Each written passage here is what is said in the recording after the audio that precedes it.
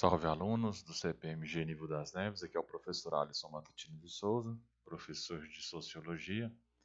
E na aula de hoje para as terceiras séries, nós vamos continuar aquela reflexão que iniciamos na primeira aula, que é acerca do trabalho e sociedade. O eixo temático desse terceiro bimestre é basicamente trabalharmos aí ao longo da história como que essa categoria trabalho, como refletimos na última aula, é uma categoria elementar e central do que chamávamos objetivações da dimensão do humano, né, como o homem se objetiva nos seus feitos, e o trabalho como aquela categoria central, como nós refletimos, como a categoria elementar que vai, digamos, dar ensejo para pensar, dentre vários conceitos, o conceito de praxis, o conceito de como o homem se desenvolve em termos dessa relação dialética que ele estabelece com a natureza, né? Enquanto ele modifica a natureza, ele também se modifica, e o seu ser social e a sua dimensão de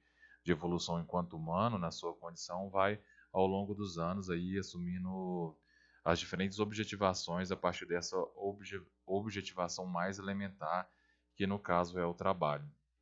E eu acho que eu refleti na última aula também com vocês a questão de como a questão do trabalho ela não assume ao longo da história uma perspectiva única, né? Você tem aí assim, ao longo da história, que eu quero dizer com isso, que ao se pensar a relação do homem com a natureza e os outros homens, essa categoria trabalho ela vai assumir assim, diferentes nuances ao longo da história. Ela vai sofrer com a dimensão histórica também diferentes mudanças. E isso vai ser importante para a gente pensar como ao longo dos vários modos de produção, de vários períodos históricos, esse trabalho vai se modificar. Então, como ele vai ser a base da dimensão material da vida humana, ou seja, daquilo que fazemos para nos vestir, comer, o que é produzido socialmente, quais são as relações em torno do trabalho. Então, isso tudo vai sofrer, digamos, ao longo da história, grandes rompimentos, grandes mudanças, que vai até propiciar aí a mudança dos modos de produção, como o trabalho está na base do que nós chamamos de estrutura socioeconômica, e também, como o próprio Marx diz, como ele também vai influenciar muito na questão da superestrutura, sendo uma categoria elementar. Então, na aula de hoje, a gente vai basicamente trabalhar a concepção do trabalho nessa questão histórica nas sociedades tribais, como isso se deu, e o trabalho na Europa antiga e medieval, passando ali pelos gregos e também até chegar ali na Baixa Idade Média com as corporações de ofício, como que esse trabalho vai assumir diferentes nuances de um trabalho escravo para um trabalho servil e as suas diferenças específicas. Então vamos dar início à aula, começando agora primeiro com a produção nas sociedades tribais.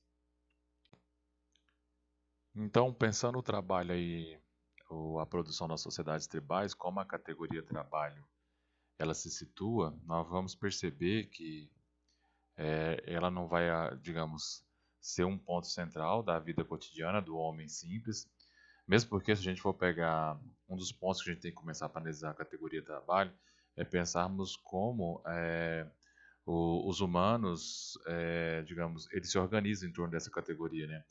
Como é caracterizado, construída essa categoria em torno do que o homem necessita para reproduzir a vida social, a vida de sociedade. E partindo do fato que essas necessidades elas podem ser tanto necessidade básica como alimentar, construir casa, construir abrigo, se proteger, etc.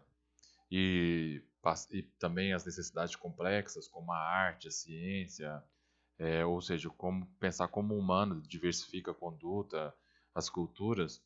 Então você vai ter aí a, a ideia de trabalho como um ponto central, porque ela vai vincular essas maneiras que a sociedade vai reproduzir as suas necessidades básicas, simples, como essa que eu disse para vocês, e até as necessidades complexas. Aí pensando nesse sentido de como o homem se organizava em torno da produção da vida material nas sociedades tribais, é que a gente vai ver que a categoria trabalho, dada ao fato de que as necessidades desses homens não eram tão complexas, então, digamos, interligadas como a nossa, em termos de interdependência, eles vão ter a visão do trabalho como a nossa, aquela visão de que pós-revolução industrial, que o trabalho é visto como algo sacrificante, torturante, o trabalho como uma obrigação, como uma rotina, uma fadiga, em que você tem hora para entrar, hora para sair da fábrica ou do seu trabalho, horário de almoço, ele preenche grande parte do seu dia, do seu tempo, você tem que se dedicar ao trabalho, etc. A, a relação que as sociedades tribais têm do trabalho é uma visão bem diferente em relação à nossa. Eles não veem o trabalho como algo torturante, alienante, nem como um sacrifício. O trabalho faz parte, assim como outras atividades que eles realizam, é, como atividade de lazer, atividades religiosas, o tempo para o mito, o tempo para vivenciar a questão do culto.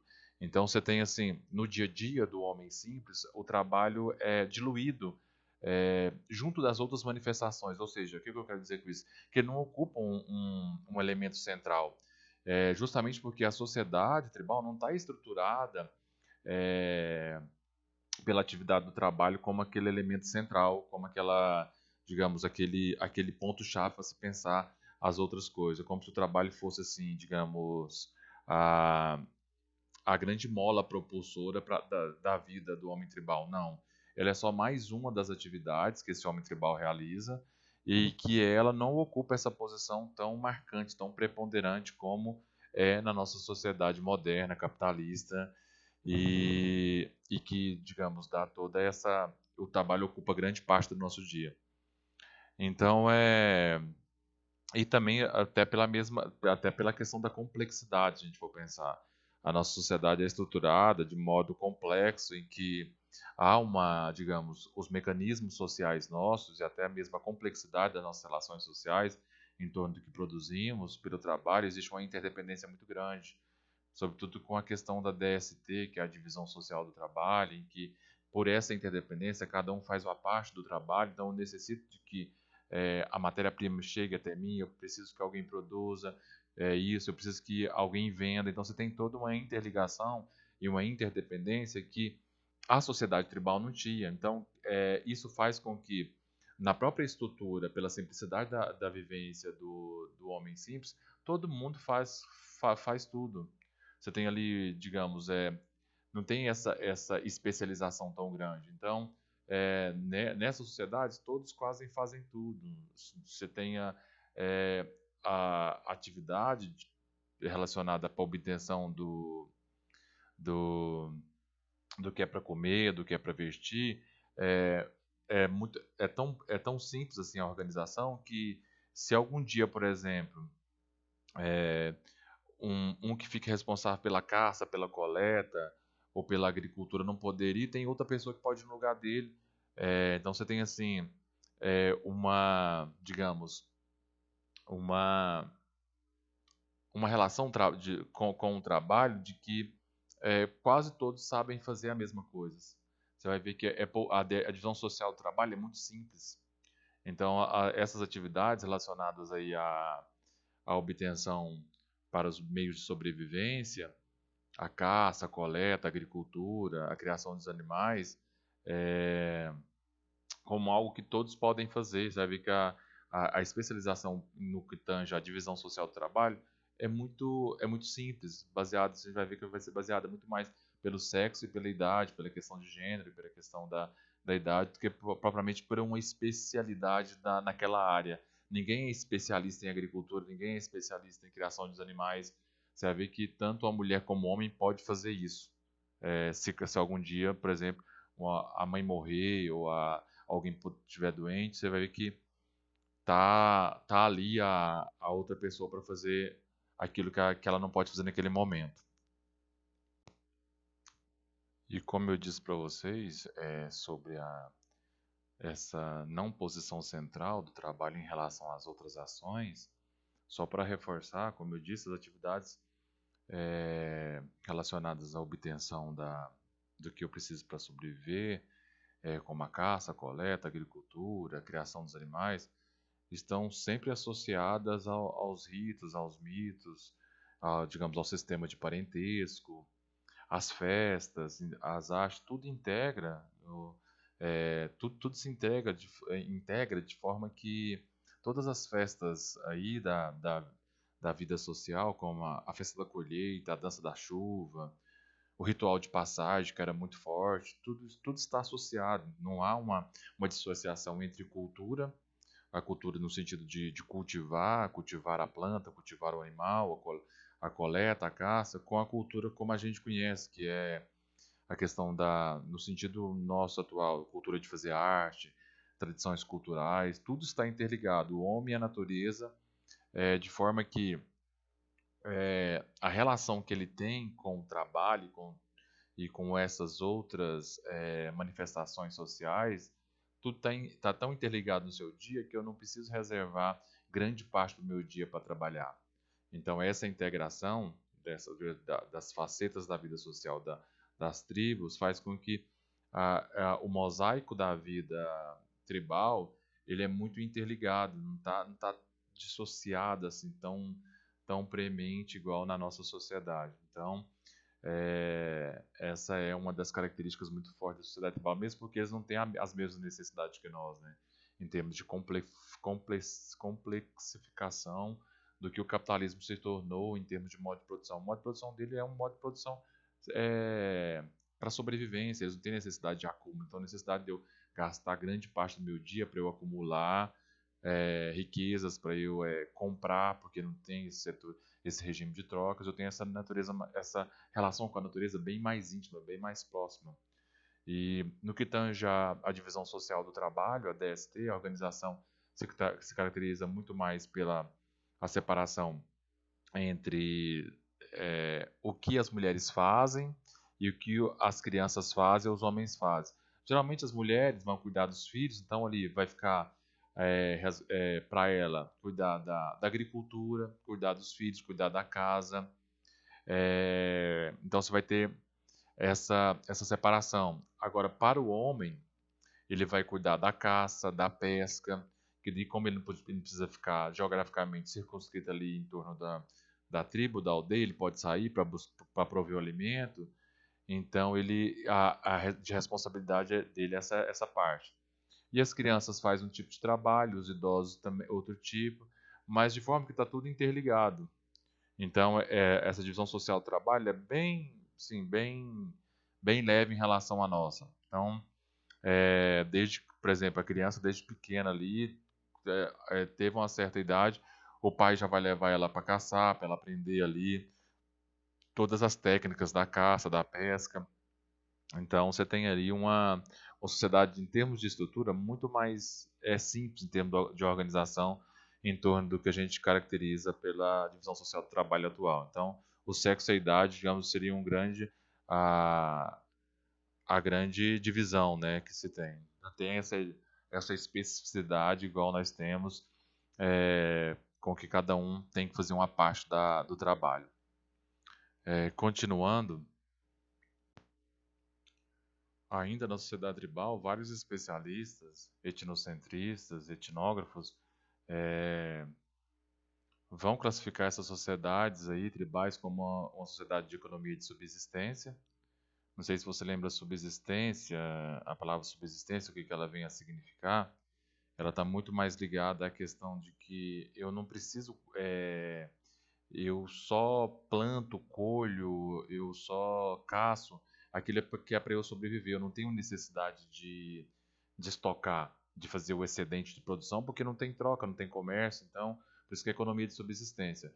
E de técnica rudimentar, que daí redunda naquela ideia de que para os leigos, ou mesmo para alguns cientistas, essa ideia de que essa técnica rudimentar, no que tange aos meios de produção, assim, o que eles têm para produzir, como arco, flecha, digamos, machado, não sei, alguma coisa nesse sentido mais simples, em técnica rudimentar,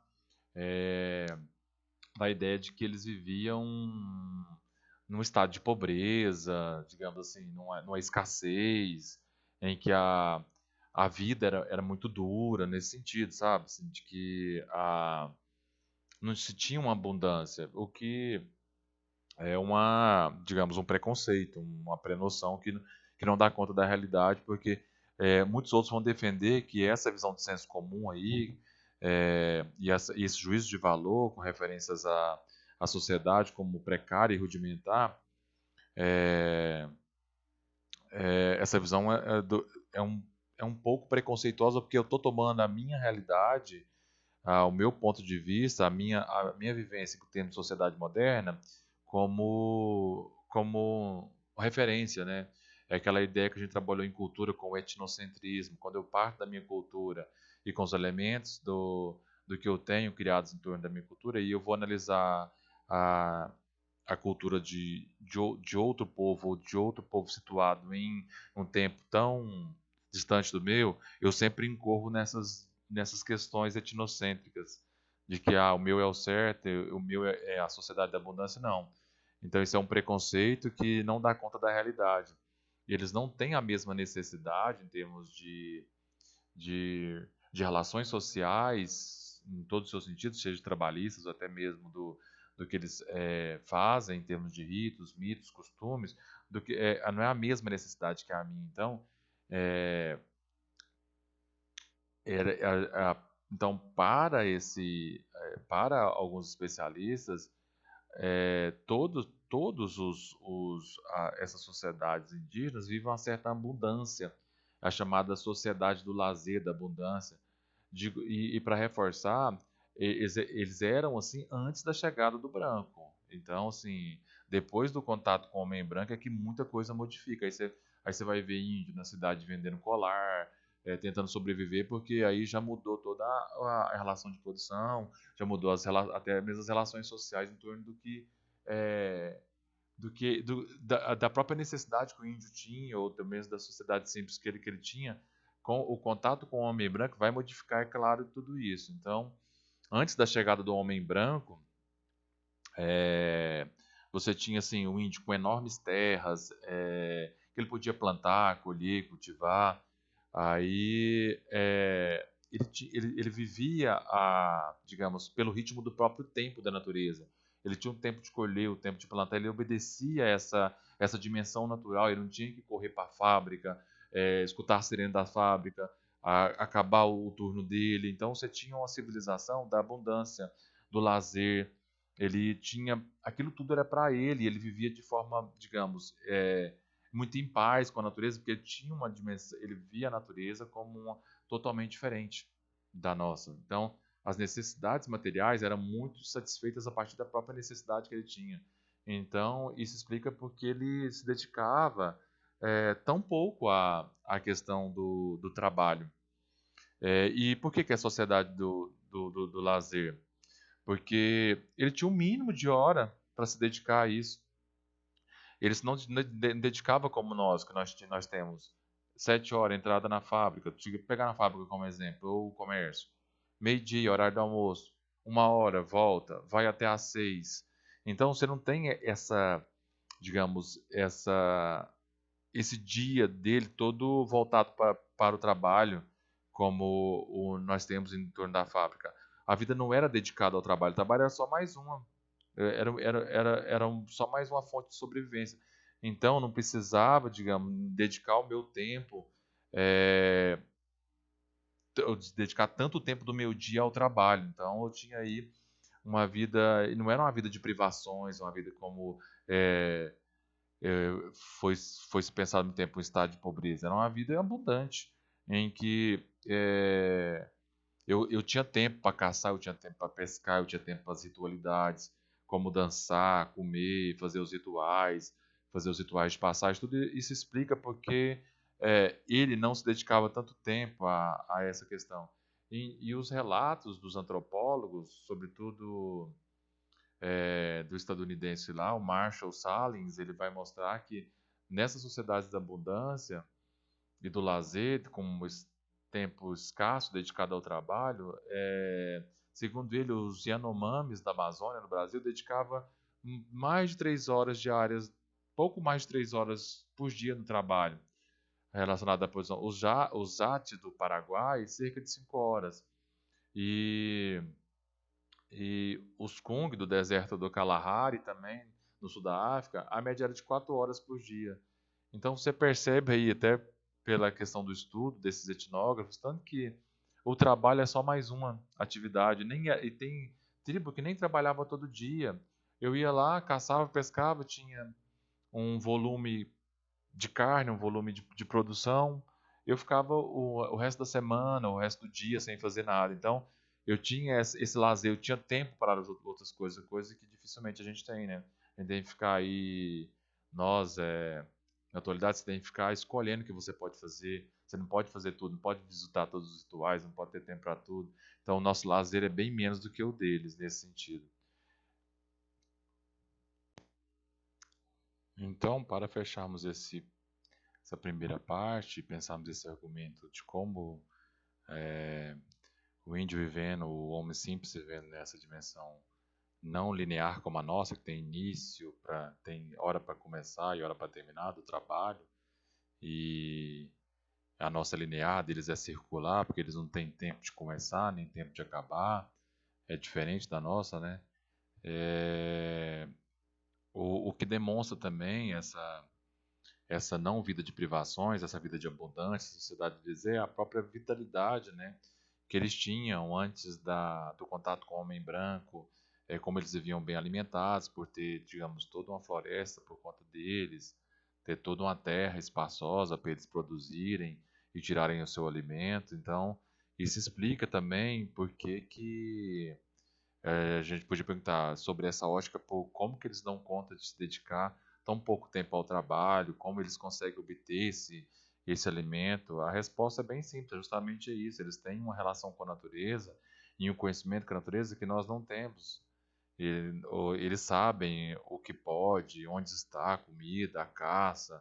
Isso explica o fato deles conseguirem produzir o que necessita em menos tempo que a gente. Então, nós temos que considerar aí que a complexidade dos nossos meios necessários para a sobrevivência é infinitamente maior do que as pessoas que é, vivem e viviam nessas sociedades chamadas tribais. E isso explica também o porquê que eles gastam bem menos tempo que nós. E existem até relatos curiosos de que experiências de antropólogos com tribos do Congo que eles forneceram até ferramentas feitas a ferro para substituir aquela ferramenta rudimentar deles, de forma que eles pudessem utilizar aquilo e até dinamizar mais a questão do trabalho, intensificar a questão do trabalho e, e aquela ferramenta mais, digamos, mais cortante, mais pontiaguda, ia facilitar bastante para eles acumularem. E os relatos desses etnógrafos mostram que eles não tiveram preocupação nenhuma em trabalhar mais, em acumular. Eles não têm essa necessidade do excedente de produção como nós, né? É o que explica essa visão cultural extremamente diferente da nossa. Então, essas sociedades são chamadas sociedade de lazer justamente por isso, porque eles preferem dedicar a maior parte do seu tempo ao lazer, às atividades religiosas, atividades ligadas aos ritos de passagem, às atividades de parentescos, os ritos, dedicar a sua vivência a essas outras esferas da vida social do que ao trabalho. Eles já têm o que eles precisam, por que eu vou trabalhar mais? Eu não tenho necessidade de trocar esse elemento por dinheiro, não tenho necessidade de comprar. Então, eu vivo e convivo bem com a natureza. E um último dado interessante, só para a gente encerrar essa parte da produção tribal, o que explica também digamos, essa relação amistosa com a natureza e digamos, essa relação de respeito aí está justamente no como ele se relaciona com a natureza, que é diferente de nós. A natureza não é a minha escrava, não é a minha, né, a terra não é onde eu vou retirar tudo dela e explorar ela até o último grau, até a última gota. Não. A relação que o homem simples, o índio, a sociedade tribal tem com a natureza é uma relação de respeito, é uma relação de que A terra não é uma simples terra, é a mãe terra. É essa relação de proximidade, de intimidade, digamos, de respeito. Então, ele tinha a terra, a natureza tinha esse valor cultural muito grande, porque esse homem tinha ciência de que, o conhecimento de que ali ele tirava a sua sobrevivência. Então, ele não poderia, digamos, explorar a natureza a ponto de acabar com ela, que ele sabia que se acabasse com aquilo, significava também a sua morte. Então, você tem esse respeito muito grande. E o conhecimento que ele tinha, digamos, das plantas, o que comer, o que se deve, o que não pode, a planta que é usada para remédio, a planta que é usada para alimento, isso tudo dá para ele, digamos, lembrando que isso é antes do contato com o homem, tá? O homem branco. Dá para ele essa dimensão de parceria com a natureza. Ela é importante, pois ali é da onde eu tiro meu alimento, ali é onde eu tiro a minha cura, então eu não posso estragar ela com um cultivo errôneo, com alguma coisa. Eles sabiam que as plantas serviam para, digamos, várias coisas. Então, esse respeito com a natureza explica porque essa integração tão forte com o meio ambiente e as demais atividades relacionadas aí à produção, é, o trabalho, ou até mesmo o erro meu com relação à natureza poderia significar a minha morte. Então, eu tenho essa relação de intimidade, essa relação de usar a natureza na medida da minha necessidade. E só trabalhar aí quando há necessidade mesmo de que a, eu não posso ultrapassar esse limite aí. Tem uma pesquisa de um brasileiro chamado. Que ele escreveu um livro chamado. Sobre ele fez uma pesquisa sobre uma pesquisa etnográfica sobre uma tribo, os Arauetés, ou os Ameríndios também, que tem aqui no Brasil, tem em vários outros lugares. E o etnólogo Eduardo Viveiro de Castro, que é o que eu estou falando para vocês, ele tem a tese de doutorado dele voltada para estudar essa dimensão anímica muito presente nos ameríndios e nos arauetés. E ele vai narrar assim, descrever o respeito que é com a natureza, com os animais, porque já que todos têm alma, a alma não é uma questão só do humano, todos têm alma. O que nos diferencia assim é a questão corporal. Eu tenho um mito que narra antes de nós assumirmos essa forma, todo mundo vivia de forma igual, anímica. Então, a alma é uma coisa mais bem pastilhada de toda a natureza. Então, eu tenho que ter o respeito com a minha caça, eu tenho que ter um respeito com a natureza, porque tudo tem alma, tudo tem. As árvores escutam, as onças, que são os meus inimigos, elas me escutam, elas me veem. Então, sempre que eu vou, até depois de abater um animal, eu tenho que fazer todo um processo ritual para, digamos, é, desalmar aquele animal, sabe? Para eu consumir aquela carne. É um pouco que a gente faz, porque você nunca vai na açougue e compra uma vaca inteira. Você compra os pedaços da vaca, justamente porque é um ritual moderno, mas é similar ao que o índio fazia. Dele, digamos, tirar, ou seja, pelo rito, conseguir esgotar o máximo possível da alma, porque na verdade ele está comendo um ser vivo ali, né? Um animal anímico que possui alma. Então eu tenho que, digamos, fazer esse processo de expurgação da alma daquele ser. Eu só estou citando isso só para mostrar para vocês o tanto que essa relação com a natureza, permeada pela dimensão do simbólico, de todo esse mito fundante aí da estrutura tribal, é interessante para pensar a relação que esse índio, que esse homem sempre tem com a natureza, que é na sua atividade. Que a natureza não é não é a minha escrava, né? Onde eu vou retirar tudo. Eu tenho que ter um respeito muito grande porque ela é, digamos, a provedora do meu alimento, a provedora é, da, da minha sobrevivência. Então aí eu não tenho eu não posso ter essa ganância, eu não preciso usar dela para gerar lucro, como foi com o contato com os portugueses. E nós bem sabemos o tanto que esse contato foi bem não foi nada bom para o índio em termos da lógica que a cabeça portuguesa tentou imprimir aí a eles, sobretudo com a questão da normatividade, da especialização. O índio não tinha esse choque cultural, né? O índio não tinha a mesma necessidade que o português.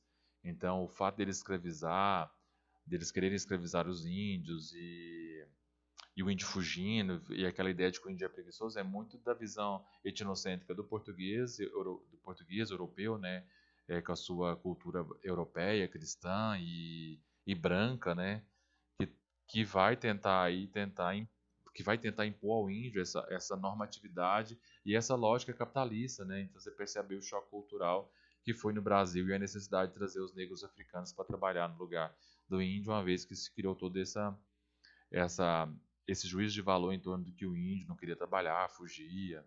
Então é porque realmente o índio não tinha essa mesma necessidade lógica do capitalista de querer extrair esse minério nosso, ele até achava estranho, né? Porque que o português mordia o ouro, e eles ficavam pensando, não, mas será que eles para que levar esse tanto de metal para, digamos, para o seu país, você não vai, será que ele vai comer isso? Então tem toda essa ideia aí por trás da própria lógica do choque de cultura. Então vamos continuar a aula com a próxima temática, que é o trabalho na Europa antiga e medieval. Como eu reforcei no início da aula, a gente vai ver como que a categoria trabalho vai assumir diferentes nuances históricas e como vai ser diferente de uma história para outra. A gente vai perceber a grande mudança que há entre a questão do trabalho para a sociedade tribal e a diferença que ele assume depois na concepção histórica da Europa antiga e medieval, ali passando tanto pela questão grega e também os países medievais, os seus territórios medievais, a gente vai ver que tanto que muda essa concepção do trabalho. Porque uma das explicações dessas variações aí com relação ao trabalho é sobretudo pela questão da própria configuração, ou seja, da estratificação da estrutura social nessas sociedades. O trabalho ele vai assumir uma concepção bastante desvalorizada, porque essa sociedade dividida em camadas, em estratos sociais, ou seja, para você estudar um indivíduo, você tem que pensar como ele se situa em determinada camada social. Vocês vão perceber que nas relações de trabalho, ela vai ser só mais uma, porque segundo os próprios pensadores Weber, Marx, mais Weber, vai mostrar como que essa sociedade estamental, como é a sociedade feudal, e ela assume uma característica de hierarquia, de hereditariedade, muito marcada pela questão da religião, da honra, da lealdade, que são questões públicas que vai determinar qual é a posição do sujeito ali naquela sociedade. E o trabalho, partindo da premissa aí de que existem os estratos sociais, as camadas sociais, e essas camadas ditam, a partir desses referenciais da religião, da hereditariedade, é, e vai influenciar a sociedade, vai ditar isso como um fator fundamental de quem é nobre, quem não é, quem possui terra, quem não é, e quem são os privilegiados, quem não são os privilegiados. A gente pode, digamos, dentro dessa estratificação, basicamente fazer essa grande separação, os privilegiados, clero, nobreza, e os não privilegiados, a burguesia, o povão, os camponeses, os comerciantes. Então você tem aí essa grande divisão para pensar aí a sociedade estamental. E o trabalho vai estar circunscrito dentro dessa divisão maior, vai estar rechaçado em termos de uma certa negatividade, justamente porque esses que são nobres, digamos que seguem essa linhagem de sangue, nasceram num berço de ouro, a gente poderia usar essa expressão que é muito moderna, eles não podem fazer determinados tipos de trabalho.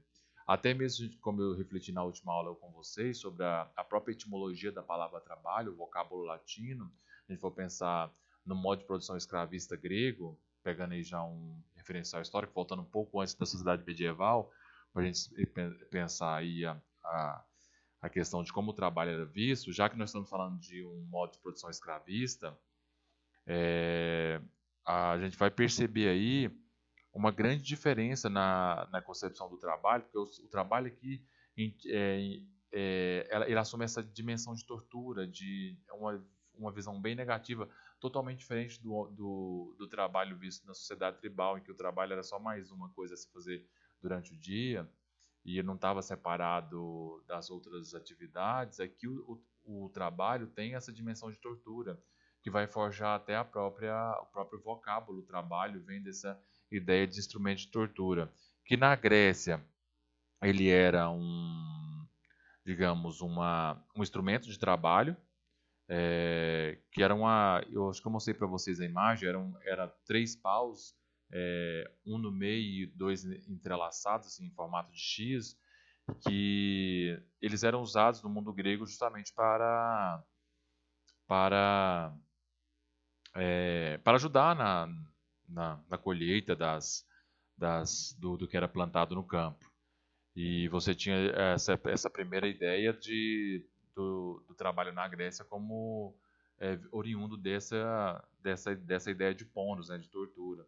Então você tinha aí essa noção de trabalho.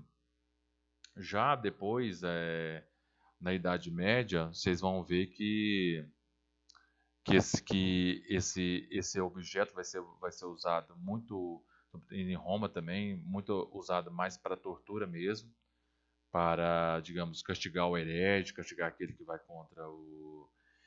contra o próprio sistema feudal e a Igreja Católica. Você vai ter essa essa noção de o trabalho desse elemento aí como algo torturante, né? Isso vai dar para vocês a dimensão da onde que vem essa ideia de trabalho como tortura e por que que esse trabalho, em grande parte, vai estar circunscrito a uma casta, se a gente puder usar essa referência aí da sociedade indiana, a uma casta que está na base da pirâmide, que é formada pelos, digamos, a maioria, né, dos escravos, e eles vão, digamos, eles que vão, digamos, cuidar da produção material, eles que vão prover o alimento, porque, primeiro, a gente vou pegar umas citações de Aristóteles no próprio slide para mostrar para vocês como que justifica isso em termos teóricos, em termos de argumento. Como que, justamente por eles terem nascido em determinada casta social, em determinado estamento, cabem a eles, por eles não terem o sangue nobre, não serem aristocrata, cabe a ele, digamos, a manutenção da vida social da sociedade, cabe ao escravo. Lembrando que os escravos aí são, na Grécia, em Roma, basicamente é a parte comercial, né? São espólios de guerras. Quando você vence a guerra e você mantém cativo a, a cidade da qual você guerreou e ganhou, você tem esses espólios de guerra, que são esses escravos, esses estrangeiros, e cabe a eles manter a cidade. E o elemento fundamental para manter uma cidade como a Grécia, nos seus elementos aí de caças, de estamento, é justamente o que manteve a democracia foi o trabalho escravo. No período no auge de Atenas, em que Atenas assim, conseguiu o seu auge em termos de democracia, de representação de teatro, de todas as suas atividades públicas, o que mantém Atenas aí em termos de prover o alimento, dessa parte mais básica da vida, são os escravos, os oprimidos, pelos senhores, pelos grandes donos aí das cidades, os aristocratas. Então, é, até numa leitura atual da Hannah Arendt, que é uma, uma filósofa, ela vai, digamos, separar a sociedade grega em três tipos de trabalho. Como vocês podem acompanhar no texto de vocês, ela vai separar a cidade deixa eu pegar aqui para vocês, a condição humana você vai ter o labor, o trabalho e a ação. Então, o labor para Hannah Arendt seria essa dimensão da vida ligada às necessidades fisiológicas, num plano entre público e privado, o labor na esfera privada estaria ligada à dimensão do, do que eu preciso para sobreviver, do que eu faço, né? Labor destacada aí, no sentido de que seria um trabalho mais caseiro, mais voltado para o meu reservado ao meu espaço privado. Então eu tenho ali o que eu faço para sobreviver, né? Você tem a dimensão fisiológica, que digamos, eu tenho que eu tenho que ter um esforço físico para sobreviver, para comer. É uma atividade mais passiva, submissa ao ritmo da natureza, tem toda essa dimensão aí do cultivo da terra, é uma coisa mais para sobrevivência no âmbito privado. E eu tenho também, em comparação a essa atividade labor, eu tenho um trabalho enquanto atividade de fabricação de coisa artificial, é o Homo faber. Ele faz um contraponto ao artifício humano, que em contraposição às coisas da natureza, que vão perecer, tem essa dimensão da fluidez. Agora, no trabalho dito como um, essa especificação da Hannah Arendt, essa ideia seria muito mais não de sobrevivência, de subsistência, mas o que eu faço para viver, ou seja, qual que é o meu ofício. Vai estar ligado muito à dimensão de poieses, de criação humana, o marceneiro, sim, mais especificamente, o marceneiro, o ferreiro, o que faz as estátuas na Grécia. E eu tenho, por fim, a ação, que daí a ação, nesse sentido aí, é diretamente ligada à relação entre os homens, à política, aqueles que vão se dedicar à política, à democracia, e é o que vão cuidar dos futuros da cidade, vão discutir sobre o tempo de paz, o tempo de guerra. Então você tem toda essa dimensão da vida ligada à questão das discussões políticas. Então, a alguns vai caber a necessidade cuidar das necessidades em termos práticos ali da sobrevivência da cidade. Outros vão cuidar da parte do trabalho, digamos, vão fabricar as coisas, a poieses, né? E os outros que digamos, têm um nível intelectual mais elevado, vão cuidar da vida social, das questões políticas públicas, da filosofia, do teatro, da própria política em si. A gente foi olhar até mesmo na questão da própria justificação filosófica para isso. A gente tem aí uma fala do Aristóteles tirada do livro da política, só para a gente entender como que era justificável isso em termos de filosofia na obra política de Aristóteles. Então, nessa diferença aristotélica aí entre aqueles que serviam para o trabalho braçal e aquele que servia para o trabalho intelectual, ou seja, o cidadão grego, aquele que é o eu pátrida, que tem que cuidar da política, que tem que cuidar dos assuntos políticos aí, ele não tem que trabalhar no serviço braçal. Até mesmo você percebe uma concepção essencialista do Aristóteles. Ou seja, aqueles que nasceram aí, como que ele diz, pertencem também ao desígnio da natureza, que comande quem pode, por sua inteligência, tudo prover, e pelo contrário, que obedeça quem não possa contribuir para a prosperidade comum, a não ser pelo trabalho do seu corpo. Essa partilha é salutar para o senhor e para o senhor e para o escravo. Aí você percebe de fundo aí como que está fazendo a diferença entre o cidadão, aquele que serve para o trabalho, e aquele que é o homem livre, né? E aquele que serve para ser escravo, ou seja, serve para prover o alimento. E isso é salutar aí, tanto para o salutar, saudável, né? Esse que não pode contribuir para a inteligência, para construir a cidade, os assuntos políticos. Então, é saudável e é salutar que ele seja escravo. E na segunda citação, o Tom que ele reforça ainda mais. A natureza, por assim dizer, imprimiu a liberdade e a servidão até nos hábitos corporais. Vemos corpos robustos talhados especialmente para carregar fardos e outros usos igualmente necessários.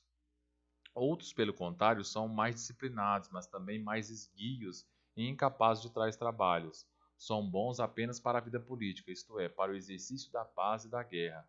Ocorre muitas vezes, porém, o contrário. Brutos têm a forma exterior da liberdade e outros, sem aparentar, só têm a alma de livre. Como vocês podem ver, o grego, né, faz parte da cultura grega, da própria indoxa grega, do costume grego. esse culto pelo corpo, né, essa questão pela robustez, pelo homem forte, e esses que não têm corpo forte, então são designados para a vida política, que não vão discutir a política, né? Quer dizer, que vão discutir a política. Seja no tempo da paz, no tempo da guerra ali, vale lembrar que os gregos viviam em tempos de guerras fortíssimas, né? Tivemos as guerras médicas, a guerra do Peloponeso, em que Atenas é vencida por Esparta. Então, você tem eu trouxe só essa referência aristotélica para mostrar para vocês o tanto que existia uma própria fundamentação para separar entre aqueles que já nasceram destinados ao trabalho braçal, a seu escravo, né, e, digamos, cooperar com essa parte da manutenção da vida social. E existe aqueles, pela própria dinâmica essencialista da família que ele nasceu, da família aristocrata, e da própria nascença dele, ele foi destinado à vida política. Então, ele é intelectual, ele tem que ter tempo para isso. E Aristóteles, para fazer política, para ele escrever, digamos, a filosofia dele, ele como um nobre, ele tinha muito escravo. Então, Aristóteles, assim, o que possibilitou a própria filosofia dele foi o próprio número de escravos que ele tinha. Então, vamos continuar, que já tem 46 minutos de aula. Vamos terminar agora com a servidão nas sociedades feudais. Cabe uma comparação, antes de termos a especificidade do trabalho medieval, se a gente for comparar um pouco como a diferença do homem escravo, do trabalho escravo antigo e o trabalho medieval, existe um ganho em relação a isso. Porque o servo, ele não é escravo, ele está na condição de servo, não na condição de escravo. Apesar de ele ter que trocar o seu trabalho, digamos, suor do seu rosto pelo pedaço de terra, que é o sustento e mantém sua família ali, e pagar tributos à igreja, pagar todos os tributos ao senhor feudal, ele tem uma certa vantagem em relação ao escravo. Ele goza aí, digamos, de uma relativa liberdade. Não que ele, digamos, ele seja doido também de sair do burgo e ir para a cidade e viver aí ao léu sem a proteção do senhor feudal, que seria muito perigoso devido à questão de saques, etc. É melhor ele ficar agregado aí à terra e produzir. Mas ele gosta de uma relativa liberdade, porque se ele quiser, ele pode sair, coisa que o escravo, na condição de coisa, de posse, ele não tem. Então, essa é uma diferença marcante do trabalho escravo para o trabalho servil. Lembrando que a sociedade feudal ali, a gente for pegar lá, nós temos duas contribuições em termos de regime. Nós temos a contribuição germânica e a contribuição romana. A contribuição germânica vem justamente por conta da questão da expansão, né, dos povos germânicos, alemães, e das invasões a Roma, que foram as várias incursões que eles fez, os chamados bárbaros, né, os que não falavam a língua latina e que eram bárbaros, que tinham, digamos, costumes culturais totalmente diferentes do Império Romano. Então você tem aí os povos germânicos alemães, que eram os ostrogodos, visigodos, todo aquele pessoal aí que eram bárbaros, que fizeram suas, digamos, nessa confluência e na tomada do Império Romano. Você tem as contribuições. De um lado, a contribuição romana, vou começar por ela primeiro, que é a contribuição do colonato, que em termos básicos aí, que vai ocupar grande parte do sistema servil europeu medieval. Você tem a contribuição romana, que basicamente é a exploração dos colonos, né? O colono explora a terra e ele coloca o camponês para produzir para ele. Então o camponês produz aquela terra sobre o regime aí do colonato, e parte da sua produção, como a gente sabe, da sua produção, ou da produção da terra, ela é desenvolvida ali dentro de um burgo, dentro de um feudo, e ele tem que pagar duros impostos para isso. A gente vai ver ainda o que são os impostos. Então você tem essa dependência em relação ao senhor feudal, ao colono ali, que é dono da terra.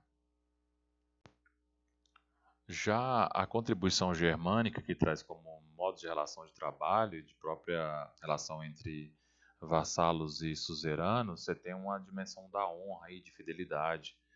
E essa honra e essa lealdade, essa fidelidade se dá só entre o suzerano e o vassalo. Então, o suzerano, que é aquele que tem mais poder, mais terra, ele que está acima do vassalo, e o vassalo, por estar abaixo, então esse vassalo deve uma certa lealdade nessa dimensão ritualística da relação entre os dois. Então, já que esse tem mais terra, ele concede terras ao vassalo, nessa suzerania e vassalagem, e ao conceder essa terra, em troca, o vassalo deve uma certa lealdade a ele, deve essa honra a ele, como o próprio costume, né? É aquela dimensão do direito consuetudinário, que é o direito baseado não nas leis, digamos, numa lei escrita, mas no próprio costume, né? E essa lealdade, sobretudo, do suzerano, do vassalo em relação ao suzerano, é muito até mesmo na questão de que se eu te dou terras, você me deve essa lealdade, até quando houver guerras, você tem que estar do meu lado, você tem que me oferecer ajuda até com seus servos. Lembrando que aí o comitato e o colonato é diferente nesse sentido. O suzerano ele não trabalha na terra. Quando quer dizer, o vassalo não trabalha na terra, é diferente do servo, ele tá, digamos, uma escala acima em termos de estamento. Quando o suzerano fornece a terra para o vassalo e ele não tem servos, ele fornece até os servos para ele trabalhar. Isso é uma diferença marcante. Então, nesse sentido aí, essas basicamente as duas diferenças entre o regime de colonato e o regime de comitados. Então, camponeses, eles vão... O servo, quer dizer, vai trabalhar para o seu feudal, para o suzerano, justamente porque ele não tem terra, ele não tem onde produzir, então eles precisam aí dessa proteção de viver no feudo, porque é muito perigoso viver nas estradas, fora dos arredores ali, dentro dos burgos, porque os ataques eram constantes, saques em abundância, então você tinha um grande perigo viver fora do feudo, né? Então esse servo vai procurar ali esse suzerano, esse seu feudal, e vai oferecer o seu serviço. Em troca, esse senhor feudal, o dono da terra, o dono do feudo, vai dar para ele uma terra para ele produzir, só que ele tem que pagar basicamente 4 a 5 impostos para esse senhor feudal. E a aceitação do senhor feudal, digamos, depois desse contrato vassálico, é feita toda uma cerimônia. Essa cerimônia é basicamente feita a partir de um corte na mão, que o senhor feudal corta e também o servo corta e eles tocam a mão do outro, ou senão pelo guspe das mãos também, ou beijo também, que vai selar essa relação entre os dois, esse vínculo, esse domínio do senhor feudal em relação ao servo. Aí, em troco disso, a gente vai ter aí basicamente 5 impostos, 4 a 5 impostos, que o servo deve ao senhor feudal. Vamos ver aqui quais são os impostos. Nós temos aí o primeiro imposto das obrigações do servo ao senhor feudal seria a corvéia, que seria esse trabalho gratuito nas terras do senhor feudal, em média de 3 a 4 dias da semana. Ele tinha que se dedicar a trabalhar dentro do castelo, dentro das dependências do castelo para o senhor feudal, dentro do feudo, e ele tinha que cumprir todas as obrigações, produzir para esse senhor feudal, para o suzerano, cuidar da manutenção do castelo, construir pontes, fortificações, todas essas coisas é, feita, né, dentro desses dias dedicados a cuidar do senhor feudal, das terras do senhor feudal e daquilo que, digamos, ele deve como um trabalho. O segundo é banalidades, que seria um imposto pago pela utilização de todos os meios de produção dentro do feudo, porque o servo ele carece desses meios de produção, nada é dele. Nada dos instrumentos da produção agrícola, os chamados meios de produção, é dele. Então, tudo que ele usar, ele tem que pagar um imposto. Tudo, o moinho, todas as ferramentas, a enxada, o arado, o forno, tudo aquilo que ele usa, ele tem que pagar um imposto. O terceiro imposto seria a talha. Essa talha aí era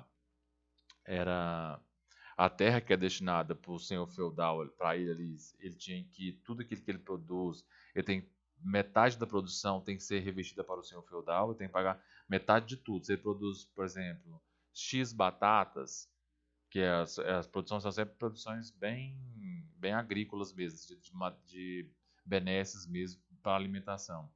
Então você tem que pagar parte dessa porcentagem para o senhor feudal. Então você tem que, tudo que você produz, metade é do senhor feudal, Natália.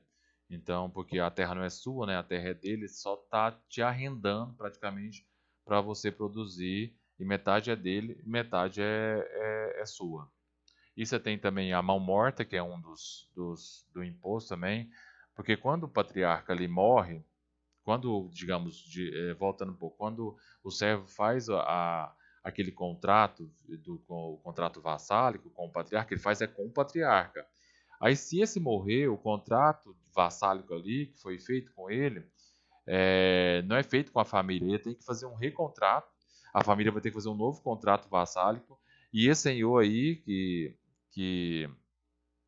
que o contrato que ele fez com o Senhor morre junto com o Senhor. Então, ele vai fazer um outro contrato para se manter dentro da terra do Senhor, e esse contrato aí vai ter que gerar um novo imposto para ele. Então, você vai ter aí, para continuar na terra do seu feudal, você vai ter um recontrato.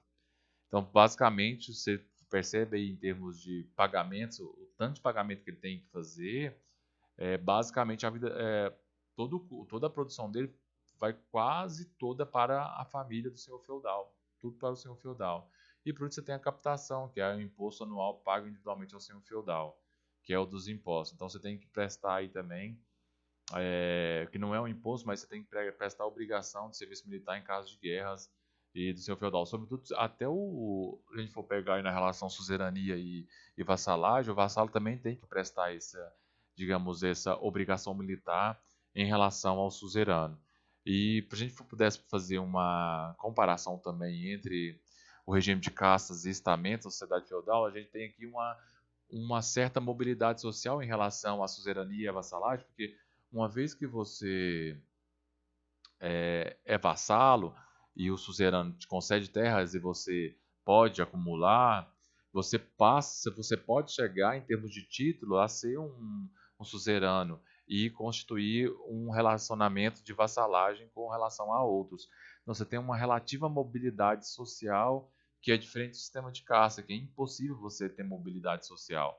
Mas a questão da nobreza, da titularidade, é uma coisa que é concedida só para digamos, esse regime desses que tinham umas certas posses, então não era destinado ao camponês, ao trabalhador braçal, não. Então, por fim, vamos falar agora de como era o regime no final da Idade Média.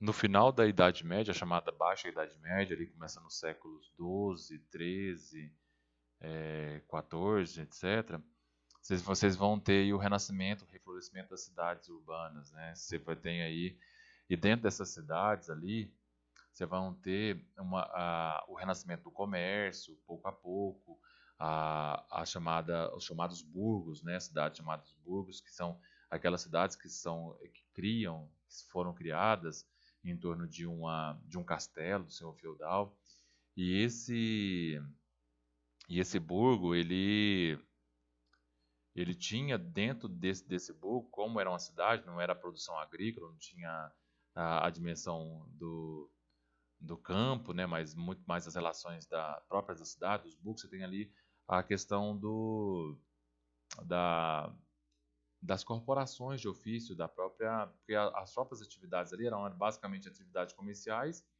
e as próprias atividades de fábrica, né, de fabricantes. Então você começa a ter, dentro desses burgos, dessas pequenas cidades criadas em torno do castelo, o reflorescimento do artesanato, daquele que vai fazer o chapéu, o sapato, o ferreiro, o marceneiro.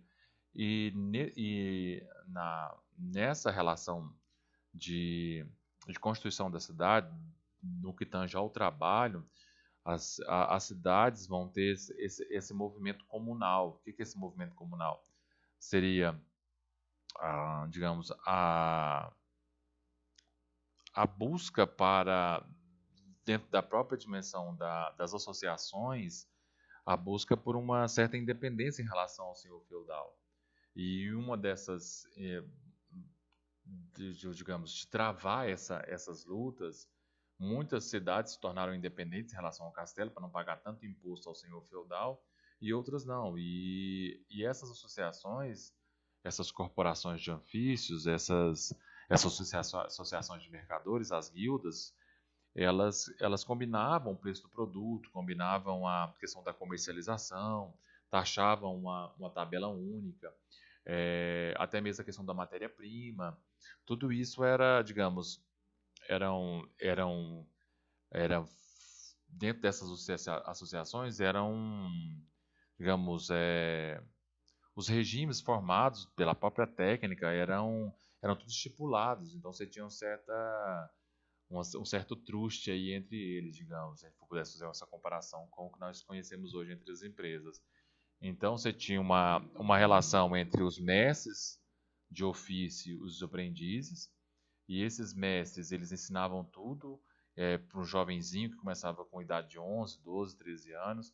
Aí ele ficava ali como aprendiz até uns 5, 6 anos como aprendiz até ele conseguir aprender todos digamos, as fases da produção. Já começa, as corporações de ofício já começa a seccionar o trabalho, dividir mais o trabalho, mas essa secção do trabalho ainda é feita do início ao fim pelo próprio mestre de ofício.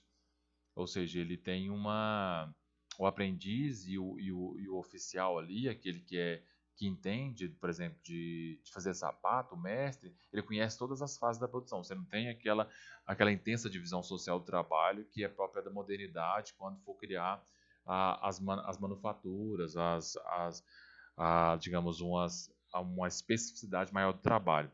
Essas corporações de ofício, elas combinam preço-produto, elas têm o mesmo procedimento e técnica, o aprendizado ali, o fato do aprendiz não ganhar dinheiro até ele não conseguir entender todos os pormenores da profissão, é tudo, digamos, estabelecido para elas, entre elas. Então, do início ao fim, ali o aprendiz tem que aprender tudo, desde curtir o couro, cortar, costurar, tudo isso é ensinado para ele. Ele só vai sair do aprendizado quando ele fazer todas as fases da produção. Então, por isso que ele entra cedo, ele vai morar dentro da corporação de ofício. O mestre ali dentro da oficina vai deixar ele morar lá, vai prover o alimento para ele, mas não vai ter salário. Ele só vai ser pago quando ele tiver dominar todas as fases do ofício. Então, você vai ter aí todo esse aprendizado dentro dessa formação da cidade. E essas corporações de ofício, essas guildas aí, são guildas extremamente fechadas, de forma que eles concorrem entre eles. Se você, por exemplo, for um marceneiro e chegar numa cidade, for um novato, se você não entrar nessa dinâmica das sociedades, da noite para o dia a sua oficina é queimada, a sua família é ameaçada, então você tem assim muito fortemente presa dentro dessas relações sociais esse escalonamento das corporações de ofício, essas concorrências muito fortes entre eles. Até mesmo aquele romance do Shakespeare, Romeu e Julieta, você pode perceber que é a briga entre duas corporações, entre dois sistemas de famílias que são totalmente concorrentes entre si. E você não pode ter essas relações entre eles, era basicamente proibido, né? Então você tem uma hierarquia muito forte entre o mestre e o aprendiz. O aprendiz participa de todas as fases, só depois que ele aprende tudo que ele tem a dimensão do seu salário, ele pode ganhar a partir do seu salário. Então, é basicamente isso o final da Idade Média, que você tem essas relações muito fortes entre essas guildas, essas corporações de ofício e todas essa manutenção do trabalho que eu disse para vocês e a divisão social do trabalho já começando a aparecer. E a relação entre o mestre e o aprendiz, que é uma relação basicamente de ensino, né, em que o aprendiz tem que morar dentro da oficina, dentro da sapataria, para aprender tudo aquilo que o mestre tem. E você tem aí digamos, entre o aprendiz e o mestre, você tem um oficial, o oficial da corporação de ofício, que vai controlar tudo isso, o pagamento, vai controlar a toda a jurisdição ali dos compromissos em torno da, da, da guilda e da corporação. Abaixo dele que vem o mestre, depois o aprendiz, que é que vai aprender todas as fases da produção. Então, basicamente, eu quis só nessa aula mostrar como que ao longo da história você vai tendo assim a categoria trabalho sofrendo diferentes modificações em torno da sua constituição, da sua objetivação. Na próxima aula a gente vai entrar no outro mecanismo em relação à questão do trabalho, como que o trabalho vai configurar na modernidade, a gente vai ter toda a questão da divisão social do trabalho muito acentuada, a questão da alienação, a questão da própria leitura marxista em torno do que o trabalho se configura na modernidade, que vai chegar para nós até hoje com a questão do trabalho informal, do trabalho do precariado e até mesmo do trabalho análogo ao escravo, que vão ser e também a questão do fordismo, do taylorismo, como que se dá no trabalho dentro da fábrica, que vai ser esse percurso nós vamos fazer até o final do bimestre. Eu creio que por hoje ficou bom, bons estudos, muito obrigado pela paciência de vocês, até a próxima aula.